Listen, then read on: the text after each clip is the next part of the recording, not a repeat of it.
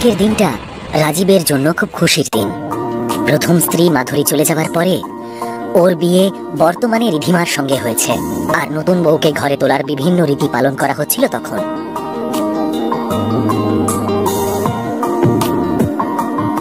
রিধিমা কলসিতে পা দিয়ে ধাক্কা মেরে চাল ফেলে ধীরে ধীরে ঘরে ঢুকে এলো। শাশুড়ি মা বউকে বরণ করে রাজীব আর বৌমাকে নিজের সাথে তাদের ঘরের দিকে নিয়ে গেল। মহেশ মাটিতে পড়ে থাকা চালগুলোর দিকে তাকাতেই ওর চোখ ছানা বড়া হয়ে গেল। মাটিতে পড়ে থাকা চালগুলো কিভাবে জানি লাল হয়ে গেছে, ইঙ্গিতটা খুব একটা ভালো নয়। রাত তখন প্রায় 3টে বাজে। পল্লবী চুরির ছনছন আওয়াজ শুনতে পেল।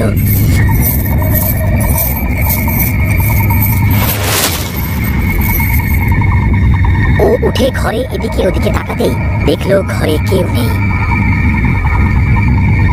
সে মহেশকে তোলার প্রয়োজন বোধ করলো না, আর সে ভাবলো নতুন বৌমার হয়তো কোনো কিছুর প্রয়োজন পড়েছে, সেই জন্যই সে ঘর থেকে বেরিয়ে আসার কথা ভাবলো। ভাবতে ভাবতে সে ঘর থেকে বেরিয়ে এলো।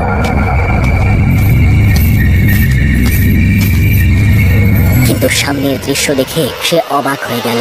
সে দেখলো রিধিমা হলরুমের দেওয়ালের পাশে দাঁড়িয়ে নখ দিয়ে দেওয়ালে আঁচড় কাটছে। দেওয়ালে আঁচড় কাটার জন্যই ওর হাতের চুরির ছনছন আওয়াজ সারা ঘরে ঘুরছিল। ও বৌমা, আরে এসব তুমি কি করছো বলো তো? এই বলেই পল্লবী ধীরে ধীরে ওর দিকে এগোতে লাগলো, কিন্তু রিধিমা কোনো উত্তর না দিয়ে দেওয়ালে অনবরত আঁচড় কেটেই যাচ্ছিল। পল্লবী যেই কাছে গিয়ে ওর কাঁধে হাত রাখলো, রিধিমা থেমে গেল। বৌমা, তুমি ঠিক আছো তো?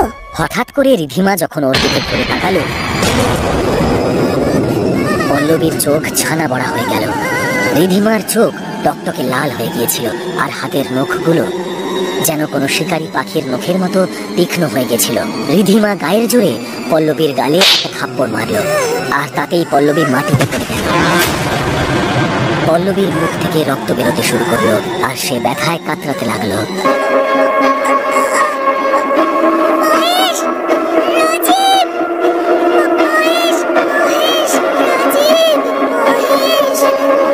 কি হলো শাশুড়ি মা, নতুন বৌমাকে পছন্দ হয়নি? এই বলতে বলতে রিধিমা তাকে দাঁড় করালো এবং ওর ধারালো নখগুলো দিয়ে পল্লবীর গলায় খুব জোরে আঘাত করলো। ওর 4টে আঙুল পল্লবীর গলায় অনেকটা গভীরে আঘাত করলো, আর এতেই তার গলা দিয়ে রক্ত ঝরতে শুরু করলো। এত জোরে আঘাত পাওয়ার কারণে পল্লবী কোনোভাবে আর চিৎকারও করতে পারছিল না। মাটিতে পড়ে কিছুক্ষণ ছটফট করার পরেই পল্লবী মারা যায়।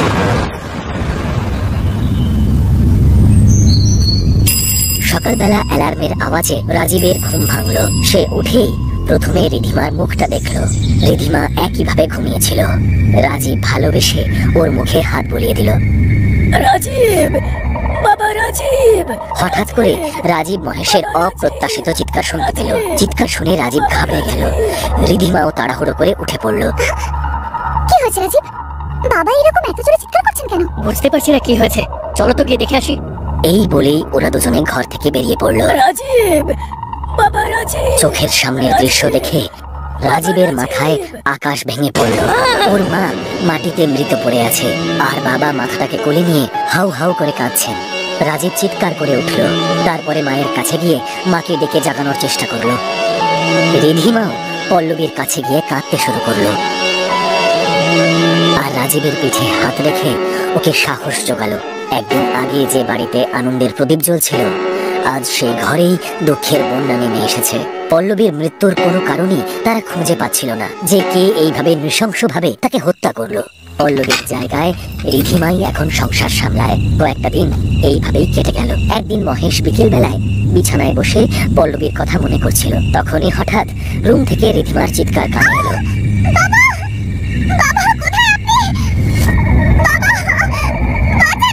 রিধিমার চিৎকার শুনে মহেশ ছুটে হলরুমে গেল।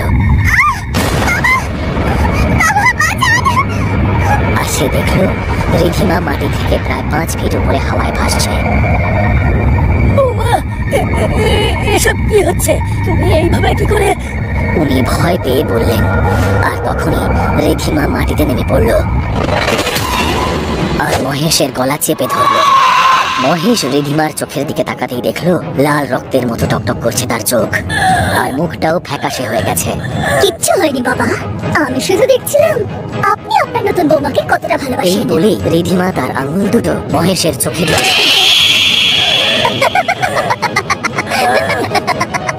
তারপর ফুলদানি তুলে এনে ওর মাথায় প্রহার করলো আর ওর চেহারাটা বিকৃত করে দিল।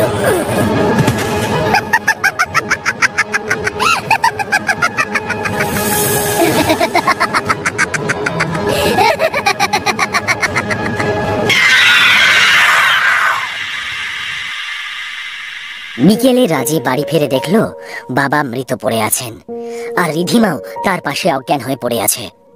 ও কি করবে বুঝতেই পারছিল না। ও প্রথমে বাবার কাছে গেল, তারপর কাঁদতে কাঁদতে রিধিমাকে তোলার চেষ্টা করলো। জ্ঞান ফেরার পরে ও এমন ভাব করছিল যেন ও কিছুই জানে না। পুরো বাড়িতে শুধুমাত্র রিধিমা আর রাজীবই বেঁচে ছিল। বাবা মাকে হারানোর পরে রাজীবের নিজেকে সামলানো বেশ কঠিন হয়ে পড়েছিল। তবে বেশ কিছুদিন পর রাজীব আবার নর্মাল হয়ে গেল। একদিন রাতে ঘুমানোর আগে দুজনেই শুয়েছিল। হঠাৎই রিধিমার মনে হলো কেউ যেন ওর গলা চেপে ধরেছে। বাঁচার জন্য সে ছটফট করতে লাগলো। এই দৃশ্য দেখে রাজীব বেশ ভয় পেয়ে গেল আর বলল, রিধিমা, কি হয়েছে তোমার রিধিমা? এই বলে রাজীব যখন ওর হাতটা ধরলো, রিধিমা ঝাপটা মেরে সরিয়ে দিল। রাজীব বিছানা থেকে মাটিতে পড়ে গেল, আর রিধিমার একটা পা আপনা আপনি উপরের দিকে উঠতে লাগলো, যেন কেউ একজন ওকে টেনে ধরে তুলছে। রিধিমা চিৎকার করতে লাগলো। মাটিতে ঘষতে ঘষতে ও ঘর থেকে বেরিয়ে গেল। মনে হচ্ছিল যেন কেউ একটা ওকে টানতে টানতে নিয়ে যাচ্ছে, কিন্তু কাউকেই দেখা যাচ্ছিল না। ও যেতে যেতে চিৎকার করছিল এবং রাজীব ওর পিছনে পিছনে যেতে লাগলো। হল রুম থেকে সোজাসুজি মেন দরজার দিকে চলে গেল, আর দরজাটা একা একাই খুলে গেল। রিধিমা বাইরে বেরিয়ে গেল। রাস্তা দিয়ে ঘষতে ঘষতে নিয়ে যাচ্ছে কেউ ওকে। রাজীব ভয়ে ভয়ে ওর পেছনে যেতে লাগলো, কিন্তু ওকে ধরতে পারা যাচ্ছিল না। রিধিমা এইভাবেই অনেকটা চলে গেল। তারপর এগিয়ে একটা কাদার মধ্যে পড়ল। কাদার মধ্যে যাওয়াটাও বেশ সমস্যার কারণ ওই কাদায় পা পড়লেই পা আটকে যায় এবং মাটির ভেতরে যেতে থাকে। ওখানে পৌঁছতেই রিধিমা কাদার মধ্যে আটকে পড়ল আর কাতরাতে শুরু করলো। ওর হাত পা কাদার তলায় চলে যাচ্ছিল। যতক্ষণে রাজীব ওর হাত ধরলো ততক্ষণে ওর কোমর পর্যন্ত কাদার তলায় চলে গিয়েছিল। রাজীব ওখানেই ওকে ধরে ফেলেছিল। ও ওকে উপর দিকে তোলার চেষ্টা করছিল। তার অবস্থা ক্রমশ শোচনীয় হচ্ছিল, আর সে আরো আর্তনাদ করছিল। রাজীব রিধিমা আর একটা হাতও ধরলো, তারপর গায়ের জোরে টান দিল। এই করতে করতে রিধিমা উঠে আসতে পারলো, কিন্তু রাজীব আবার কাদায় পড়ে গেল। এই দেখে রিধিমা ভয় চিৎকার করে উঠল যে ওর পায়ে কেউ একজন জড়িয়ে আছে। রাজীবও এটা দেখে সম্পূর্ণ ভয় পেয়ে গেল যে রিধিমার পায়ের কাছে একটা মেয়ে পড়ে আছে। রিধিমা ছটফট করে ওকে নিজের থেকে দূরে সরালো। তখন ও বুঝতে পারলো যে এটা কোনো মহিলার লাশ। ও কাছে গিয়ে লাশটার মুখ দেখার চেষ্টা করলো, যা দেখে ও বুঝতে পারলো যে এই লাশটা অন্য কারোর নয়, বরং রাজীবের প্রথম স্ত্রী মাধুরীর। এটা দেখে রিধিমা চমকে গেল আর সন্দেহজনকভাবে তাকিয়ে থেকে বলল, রাজীব, তুমি তো বলেছিলে যে মাধুরী তোমাকে ছেড়ে অন্য কারোর সঙ্গে চলে গেছে, তাহলে ওর লাশ তোমার বাড়ির বাগানে কেন? রাজীব বুঝতে পারলো যে সত্যিটা আর কোনোভাবেই লুকোনো সম্ভব নয়। তাই জন্য সে প্রথম থেকে সবটা বলা শুরু করলো। আমি মাধুরীর বাবার কোম্পানিতে সামান্য একজন এমপ্লয়ি ছিলাম, কিন্তু আমি চাইতাম যাতে আমি কোম্পানিটার 50% মালিক হই। আর মাধুরী খুব সাধারণ একজন মেয়ে ছিল, যার কোনো চাহিদাও ছিল না। আমি ওর সাথে ভালোবাসার নাটক করে ওকে বিয়ে করে ফেলি। ওর বাবা আমাকে সেই কোম্পানির 50% মালিকানাও দিয়ে দেয় এবং থাকার জন্য একটা ঘরও দেয়। এরপর নিজের প্ল্যান মতো আমি, মা আর বাবা মাধুরীর উপর অত্যাচার করা শুরু করে দিই, যাতে ও আত্মহত্যা করে নেয় বা আমাকে ছেড়ে চলে যায়। কিন্তু ও সব অত্যাচার সহ্য করে নিত, হাসি মুখে আমাদের সাথে মানিয়ে নেওয়ার চেষ্টা করত। তারপর আমি বিরক্ত হয়ে ওকে খুন করার প্ল্যান করলাম আর একটা গুড বাই নোটিশ লিখে ওর নাম দিয়ে রাখলাম। ওটাতে লিখলাম আমি আমার স্বামী ছাড়া অন্য কাউকে ভালোবাসি এবং তার সাথে আমি অনেক দূরে সংসার করতে যাচ্ছি। ওকে মেরে আমরা বাগানে পুঁতে দিই। তারপর পুলিশের কাছে গিয়ে এফআইআর লিখিয়ে ওই নোটিশটা দিয়ে দিলাম। কেউ কোনোভাবে কিচ্ছু বুঝতে পারলো না যে ওই নোটিশটা মিথ্যে। তারপর আমরা নিশ্চিন্তে এই বাড়িতে থাকতে লাগলাম। এই বলে রাজীব চুপ করে গেল। শুনে রিধিমা বলল, তোমার এই আসল রূপ দেখার পর আমার নিজের উপরে ঘৃণা হচ্ছে। আমি তোমার মতো একটা লোভী আর খুনি পুরুষকে বিয়ে করেছি। এই বলে সেও চুপ করে গেল। আর তার চেহারার মধ্যেও একটা পরিবর্তন এলো। ওর মধ্যে মাধুরীর আত্মা প্রবেশ করেছিল।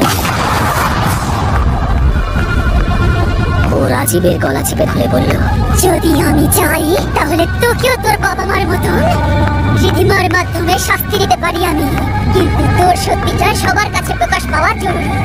বল, তুই আমার হাতে মরবি নাকি পুলিশের কাছে গিয়ে নিজের ভুল স্বীকার করে নিবি? বল। রাজীবের চোখে তখন ভয় পরিষ্কার ফুটে উঠেছে। খুব কষ্ট করে ও ওর গলা দিয়ে আওয়াজ বের করলো, আমাকে ক্ষমা করে দাও। আমি আমি পুলিশের কাছে গিয়ে সব সত্যি কথা বলবো, সব সব বলবো।